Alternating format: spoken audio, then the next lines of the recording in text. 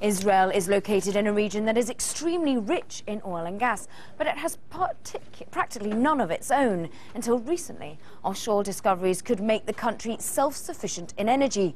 Elliot Gotkin reports. The Middle East produces around a third of the world's oil and about 15% of its gas, but almost none of it comes from Israel.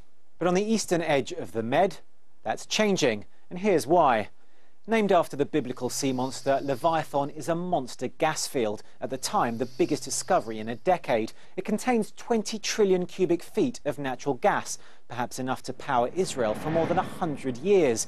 US-based Noble Energy, together with its main local partner Delek Drilling, stand to make billions. So it's a big deal, not only for ourselves as commercial companies, which for sure is a game changer, but I think that the implications are very significant also to the Israeli economy and for the state of Israel in large.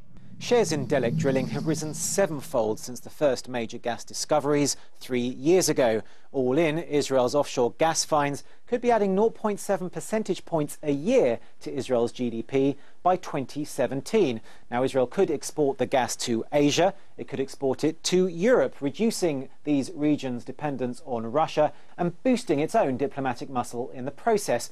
But Israel's not about to become a petrostate.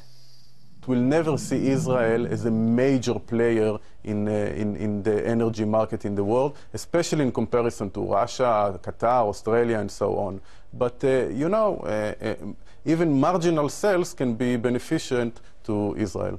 There are, of course, risks, ranging from the huge cost to the technical challenge of actually getting the stuff out the ground to the ever-present threat of war. Whatever the outcome, though, Israel looks forward to the day when this pipeline from Egypt, which has been blown up 11 times since the Arab Spring, ceases to be its cheapest source of gas. Well, even with that gas glut, Israel still hasn't to import almost all of the oil it uses. But that could also change. Analysts say it might find meaningful amounts of oil this year. The country is already planning what to do with its windfall. Prime Minister Benjamin Netanyahu kicked off talks last week on setting up a sovereign wealth fund.